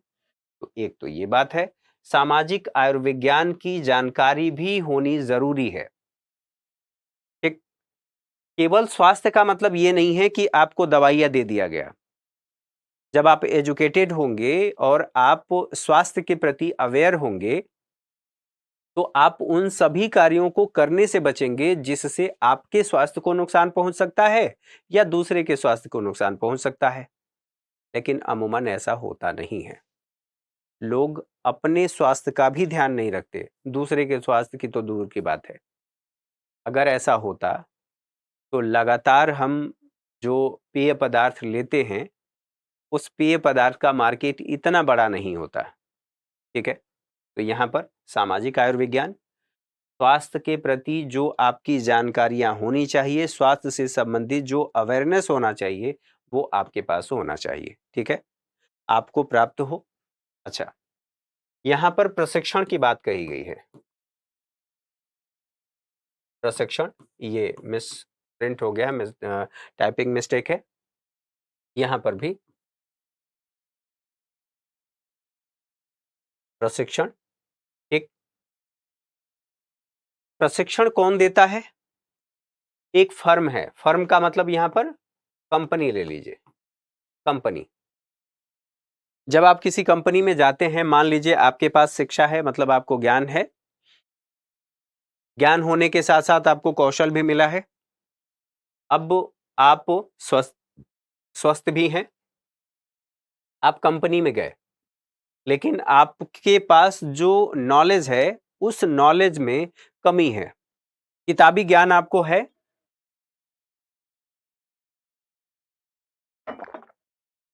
आपने थ्योरी पढ़ रखी है, उसका प्रैक्टिकल आपने नहीं किया है। तो जिस कंपनी में आप जाते हैं वो क्या करती है? आपके प्रशिक्षण पर व्यय करती है। क्या करती है? व्यय। और व्यय में क्या करती है कि आपको ट्रेनिंग देती है, ट्रेनिंग देती है। और ट्रेनिंग दे करके, एक तो ट्रेनिंग देने के दो तरीके हैं, अपने यहां फर्म में या फिर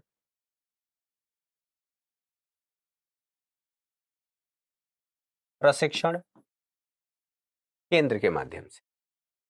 आपको प्रशिक्षण के लिए दूसरे स्थान पर भेज दिया गया। यहां ध्यान रखने वाली बात है कि प्रशिक्षण जो दिया जाता है केवल निजी क्षेत्र में ही नहीं है,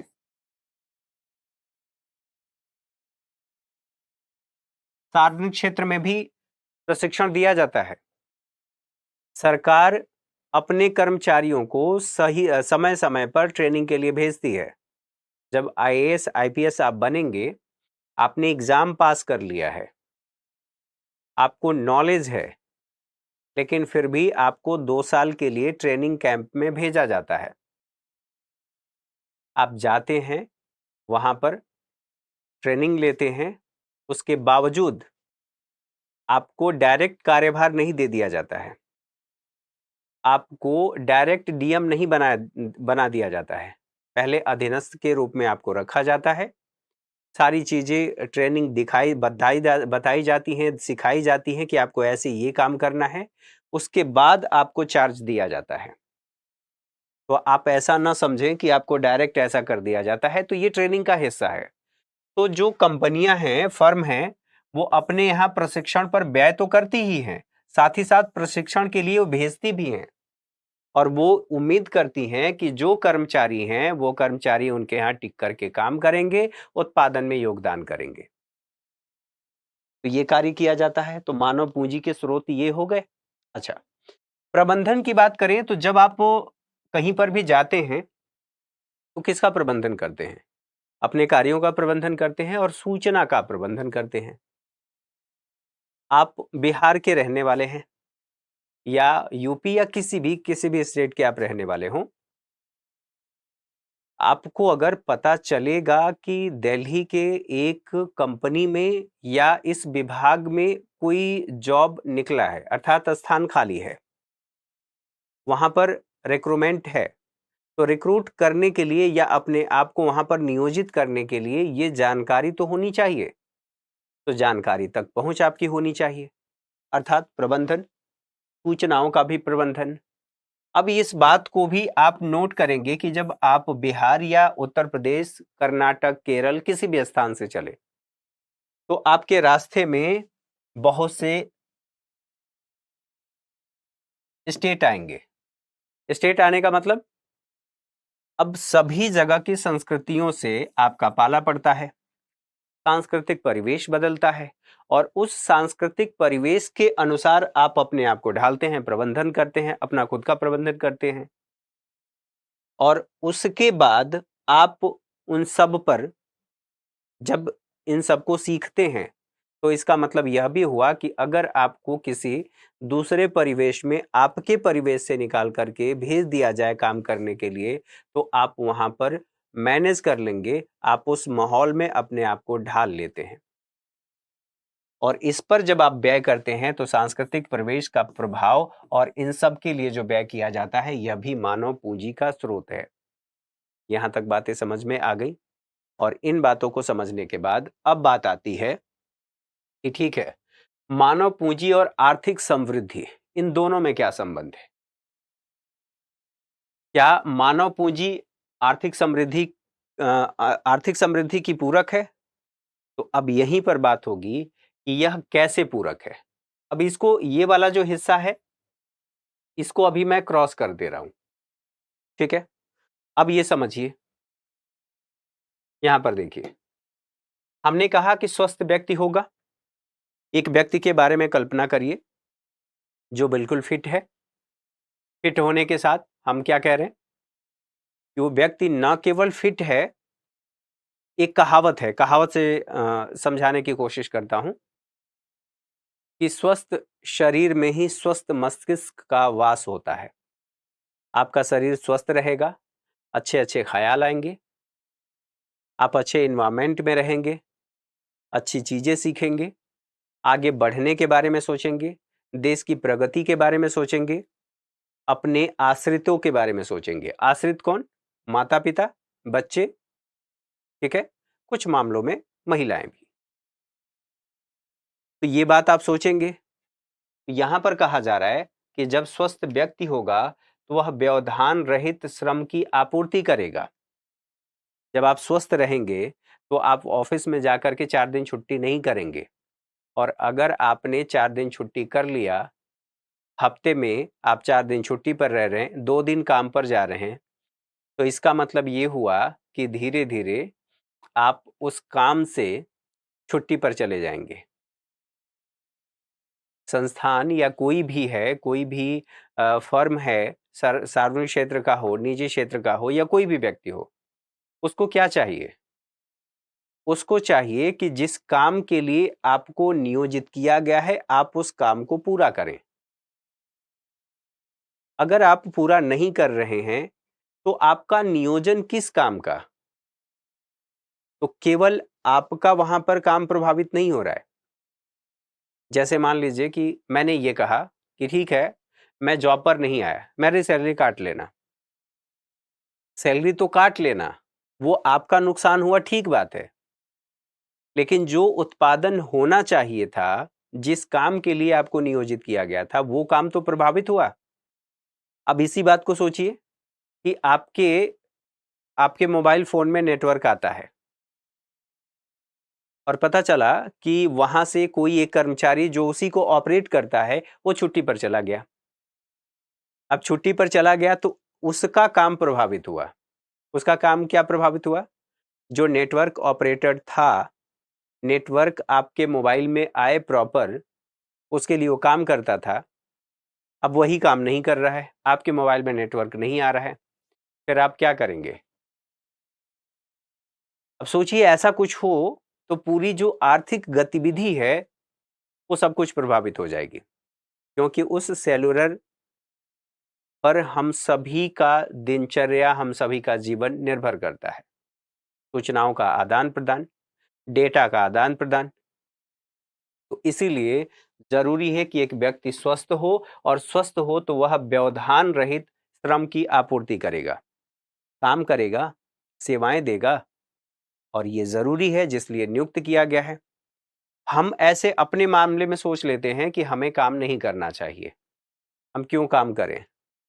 ठीक है, हो जाएगा, समय से हम अपना काम नहीं कर रहे हैं। अगर हम काम नहीं करते हैं तो हमारी जिम्मेदारी प्रभावित हो, हमारा काम प्रभावित होता है और हमारे काम, हमारे हिस्से का काम प्रभावित होने का मतलब उस संस्थान, उस फर्म, उस संगठन, उस सबका काम, वो हिस्सा प्रभावित होता है और उस हिस्से के प्रभावित होने से अर्थव्यवस्था प्रभावित होती है। तो आपको यदि ये लगता है, किसी को भी अगर ये लगता हो कि एक मेरे काम नहीं करने से क्या होगा, तो आप उसी चीज को अपने आप से कोरिलेट करके सोचिए कि आपके घर में सही समय पर गैस सिलेंडर ना आए, आपके घर में सही समय पर पानी ना आए या फिर बिजली ना आए या फिर नेटवर्क ना आए, तो उसका क्या परिणाम होगा? अगर ये जिस दिन हमने सोच लिया, उसी दिन से हमारे व्यवहार में परिवर्तन आ जाता है, कार्य करने में परिवर्तन आ जाता है। तो यहाँ पर स्वस्थ व्यक्ति का होना जरूरी है। अब बात करें शिक्षा की। शिक्षा की बात, शिक्षा क्यों जरूरी है? मुझे ये सारी चीजें जो मैं यहाँ से बोल रहा हूँ, बता रहा हूँ, अगर मुझे ये ज्ञान नहीं होता, मुझे ये जानकारी नहीं होती तो मैं कैसे बता रहा होता? बताने के लिए तो मेरे पास तो कुछ था नहीं, ठीक है? तो जब शिक्षा होगी तो सामाजिक और वैज्ञानिक प्रगति हमारी होगी। कैसे होगी? अब यहाँ पर एक ऑफिस है, इस ऑफिस में, ठीक है, 2 लोग हैं, ठीक है? यह मेल है और यह एफ है। ये अभी-अभी गांव से आए हैं और ये शहर की पैदाइश है। ये गांव की पैदाइश है। ये जैसे ही बगल में बैठे, वैसे ही असहज हो गए कि मेरे बगल में मोहतरमा बैठी हैं। ये काम कर ही नहीं पा रहे हैं। अच्छा, ये तो हो गई पहली बात। जैसे ही इन्होंने इनसे कुछ पूछ लिया कि ये वाली फाइल, ये डेटा, ये जानकारी आप मुझे दे दीजिए, मुझे ऊपर पहुंचाना है, अपने सीनियर को देना है। अब इन भाई साहब को, अब इनके मन में लड्डू फूटने लगे। इसने तो मुझसे बात कर लिया, इसने मुझसे मांग लिया। अच्छा, क्लास में क्या होता है, अगर किसी ऐसे का ही, अब इस सिनेरियो को चेंज करते हैं, ये क्लास की बात कर लें, जैसे ही यहां से यहां, मतलब यहां से अगर इन्होंने मांग लिया कॉपी, कल क्या पढ़ाया गया था, और जैसे ही कॉपी मांगा इन्होंने बच्चे का नाम तक सोच लिया और चांद के पार चले गए। तो ये एडिक्ट होना चाहिए कि अरे भाई ये कॉमन है, ये सामाजिक जानकारी आपको होनी चाहिए। आप चाहे ऑफिस में हो, क्लासरूम में हो, ये होता है, एक विपरीत लिंगी के प्रति आकर्षण होता है, ठीक बात है, लेकिन ये भी तो स्थिति है। आपको केवल उस विषय की ही जानकारी नहीं चाहिए, सामाजिक जानकारी चाहिए। आपको ये भी पता होना चाहिए कि भैया हमारे पास चैट जीपीटी है, हमारे पास चैट जीपीटी है, हमारे पास एआई है, हमारे पास 3D प्रिंटिंग है, हमारे पास ऑटोमेशन है,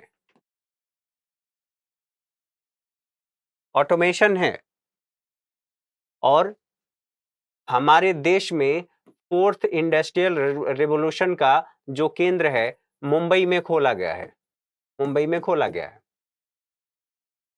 तो हमें ये टेक्नोलॉजी भी तो अपनानी है, और हम अपने कार्य को कैसे और इफिशिएंट तरीके से कर सकते हैं, कौन सा हमें सॉफ्टवेयर चाहिए, कौन सा हार्डवेयर चाहिए, किस तरीके से अपना उत्पादन बढ़ा सकते हैं, अपनी क्षमता को बढ़ा सकते हैं, सामाजिक जानकारी भी होनी चाहिए, वैज्ञानिक प्रगति के लिए भी हमें सोचने के लिए हमारे पास क्षमता होनी चाहिए। ये तभी होगा जब हमारे पास शिक्षा होगी, ठीक है? तब आप यहाँ के चक्कर में नहीं पड़ेंगे। अगर चंद्रयान का आप लोगों ने देख लिया होगा कि भारत ने चंद्रयान 3, भारत का जो मिशन चंद्रयान 3 है वो सफल रहा है, सफल हो गया। भारत ने सॉफ्ट लैंडिंग किया है।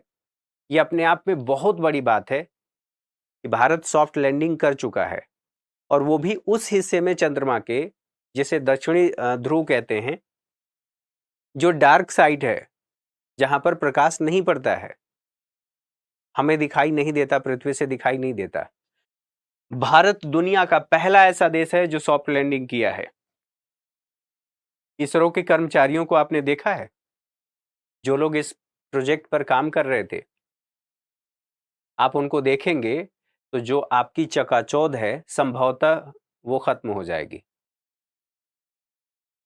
वैज्ञानिक ज्ञान, सामाजिक ज्ञान, ठीक है, ये भी होना चाहिए।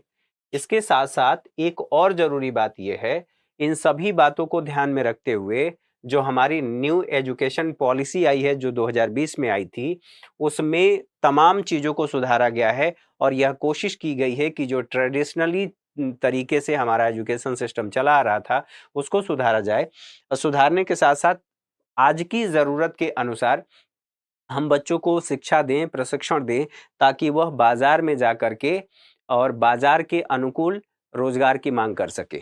आप इस समय देख रहे हैं कि एआई बढ़ रहा है, मशीन लर्निंग बढ़ रहा है, डेटा साइंस बढ़ रहा है, और इस दिशा में जब हम काम करेंगे तब हमारी यहाँ पर इन सब के प्रयास से हमारी क्या होगी, आय बढ़ेगी, ठीक है, आय बढ़ेगी। अब एक बात सोचो, ये बात आपने समझ लिया, ये किसी से रिलेटेड और बात है। एक व्यक्ति है जो अकुशल है, अकुशल मजदूर है,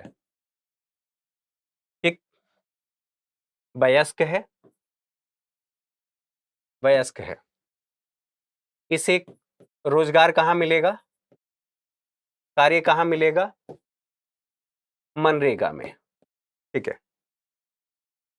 मनरेगा में क्या कहा गया है, अगर आपको याद हो तो मनरेगा में यह कहा गया है, एक परिवार के वयस्क व्यक्ति को जो अकुशल है और कार्य करने की इच्छा रखता है, तो उसे 100 दिन का रोजगार दिया जाएगा। साल में कितना होता है, 365 डे।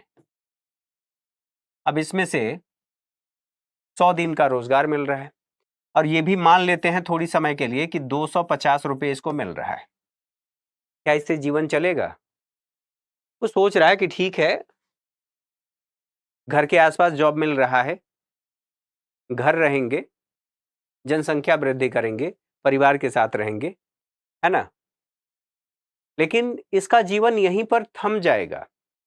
बच्चों की जो सामाजिक स्थिति है उसमें परिवर्तन नहीं आएगा, और परिवर्तन नहीं आएगा तो क्या ये जो व्यक्ति है अकुशल मजदूर वयस्क है? ठीक बात है। इसकी आय बढ़ेगी? नहीं बढ़ेगी। आय बढ़ाने के लिए क्या करना होगा? उसके पास ये सारी चीजें होनी चाहिए, और जब ये सारी चीजें होंगी तो इसका मतलब क्या हुआ? अब इसको हटा देते हैं। वह कौशल युक्त श्रम है। क्या है? कौशल युक्त श्रम है, जिसको ये सारी चीजें मिली हुई हैं, और कौशल युक्त श्रम है तो अब इस व्यक्ति की आय बढ़ जाएगी। किसकी अपेक्षा? जो मनरेगा में काम कर रहा है। अब यहां पर देखिए, इसकी आय बढ़ी, और आय बढ़ी, इसका जो योगदान है वो कम होगा आर्थिक विकास में, और इसका योगदान अधिक होगा, क्योंकि ये महीने के 50,000 कमा रहा है, और ये महीने के मान लेते हैं तो थोड़ी देर के लिए मान लीजिए ये 300 कमा रहा है, सॉरी 3,000 कमा रहा है, ऐसे मान लेते हैं मोटे तौर पर। राष्ट्रीय आय में योगदान सबसे ज्यादा किसका है? मानव पूंजी का। मानव पूंजी कौन? जो कौशल युक्त है, और इसका योगदान कम है।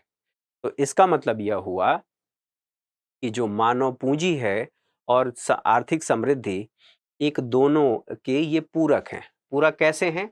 जब मानव पूंजी होगी अर्थात कौशल युक्त श्रम होगा तो वह अधिक उत्पादन करेगा, आय उसकी अधिक होगी। आय अधिक होगी अर्थात उसे उसके कार्यों के लिए जो भुगतान किया जाएगा ज्यादा किया जाएगा, और अधिक कुशलता से काम करेगा तो उत्पादन अधिक होगा। उत्पादन अधिक होगा तो उसका मौद्रिक मूल्य जोड़ा जाएगा, और मौद्रिक मूल्य जोड़ा जाएगा किसमें? जीडीपी में, अर्थात राष्ट्रीय आय हमारी बढ़ेगी। और जब हम यहां पर कह रहे हैं कि मानव पूंजी से हमने उत्पादन ज्यादा किया, राष्ट्रीय आय बढ़ी, राष्ट्रीय आय बढ़ने का मतलब आर्थिक समृद्धि बढ़ी, और समृद्धि बढ़ने का मतलब यह है कि सेवाओं तक लोगों की पहुंच बढ़ रही है, और इन सेवाओं तक पहुंच बढ़ने का परिणाम यह है कि दोबारा से मानव पूंजी पर खर्च किया जाएगा, शिक्षा, स्वास्थ्य, कौशल पर खर्च किया जाएगा, और जब इस पर खर्च किया जाएगा तो पुनः यह आर्थिक समृद्धि को बढ़ाने का आधार बनेगा। तो मानव पूंजी और आर्थिक समृद्धि एक दूसरे के पूरक यहां पर दिखाई दे रहे हैं। यहां तक बातें क्लियर हैं? ठीक है, अब बात कर लेते हैं। ये तो बात समझ में आ गई। साथ ही साथ एक बात और यहां पर देख लेते हैं। यहां मानव पूंजी और मानव विकास की बात कर लिया जाए तो मानव पूंजी और मानव विकास ये कैसे, क्या दोनों एक हैं या अलग अलग हैं, इसको समझते हैं थोड़ी देर में। यहां पर देखिए, मानव पूंजी किसका माध्यम है? हमने ये कहा कि मानव पूंजी जब होगी, अब जब मानव पूंजी कहा जा रहा है तो इसमें शिक्षा, स्वास्थ्य और कौशल दोनों तीनों शामिल हैं, और तीनों शामिल हैं तो इसका मतलब ये किसके लिए, किसका साध्य है? ये उत्पादन बढ़ाने का। ठीक है, उत्पादन बढ़ाएगा। उत्पादन बढ़ाएगा अर्थात श्रम की उत्पादकता को ये बढ़ा देगा, और श्रम की उत्पादकता कैसे बढ़ेगी? जब आपके पास शिक्षा हो, स्वास्थ्य हो और कौशल हो। ठीक, तो जो मानव पूंजी है वो उत्पादकता बढ़ाने का साध्य है।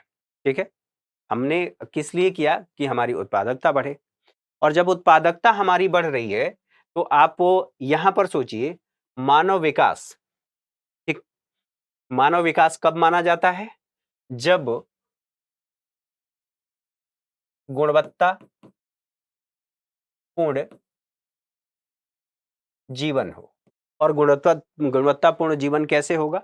अब यहां पर आइए, मानव पूंजी है, आय बढ़ी, आय बढ़ी तो व्यय बढ़ा। व्यय किस पर बढ़ा? शिक्षा पर।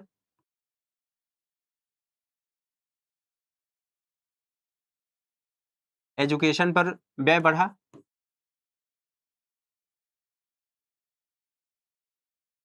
हेल्थ पर हमारा व्यय बढ़ा। ठीक है, यहां पर स्किल, आप यहां पर आवास की बात कर लीजिए, आवास। ठीक है, आवास के साथ साथ अन्य आप स्वच्छता की बात कर लीजिए। ठीक है, स्वच्छता में इसी में स्वच्छ पेयजल, ड्रिंकिंग वाटर, पेयजल, और इससे आपके जीवन में क्या हुआ? गुणात्मक परिवर्तन आ गया। यही तो है क्वालिटेटिव लाइफ। और जब क्वालिटेटिव लाइफ हो गया, तो आप एक बात बताइए, आप लोगों को मैंने बताया था बहुआयामी गरीबी, और गरीबी सूचकांक जो था, इसमें हमने कहा था कि शिक्षा होना चाहिए, स्वास्थ्य होना चाहिए, और साथ ही साथ कौशल होना चाहिए। ठीक है, शिक्षा, स्वास्थ्य और कौशल होना चाहिए। तो जब ये सारी चीजें होंगी, तो यानी कि आप गरीब नहीं है, मल्टी पॉवर्टी का शिकार नहीं है। अब इसी से संबंधित एक मानव विकास सूचकांक जारी किया जाता है। तो जब इसके इंडिकेटर्स को देखेंगे, तो वही बताता है कि गुणवत्तापूर्ण जीवन के लिए ये चीजें जरूरी हैं। तो जब मानव पूंजी होगा, उत्पादकता बढ़ेगी, आय बढ़ेगी, व्यय बढ़ेगा इन सभी क्षेत्रों में। और जब व्यय बढ़ेगा, तो इसका मतलब आपका जीवन गुणवत्तापूर्ण होगा। और यही तो कहा जा रहा है, मानव विकास मानव कल्याण का ये अंग है। क्या है? जैसे क्या? शिक्षा, स्वास्थ्य, और ये अपने आप में साध्य है। स्वयं एक साध्य है यहां पर। ठीक है, इस जो ये साध्य कहा गया है, इस साध्य की प्राप्ति का यह साधन है। तो मानव पूंजी, मानव विकास, यहां पर मानव विकास की बात की जा रही है, मानव विकास की प्राप्ति का साधन है। और इसलिए यहां पर कहा जा रहा है यह स्वयं में साध्य है। स्वयं में साध्य क्या है? मानव विकास। ठीक है, यहां तक बातें समझ में आ गई। तो इसके बाद इससे संबंधित और बातें अगली क्लास में करेंगे। आज के लिए इस क्लास में इतना ही। नमस्कार, ढेर सारी शुभकामनाएं। आप लोग रिवाइज भी करते रहिए। कहीं कोई समस्या आए तो आप जो हमारी कॉलिंग टीम है उससे संपर्क कर सकते हैं, मेल कर सकते हैं। आप लोगों को मेल उपलब्ध कराया गया होगा कि आप उसमें मेल करिए कि क्या आपकी समस्याएं हैं। ठीक है, आज के सेशन में इतना ही। नमस्कार।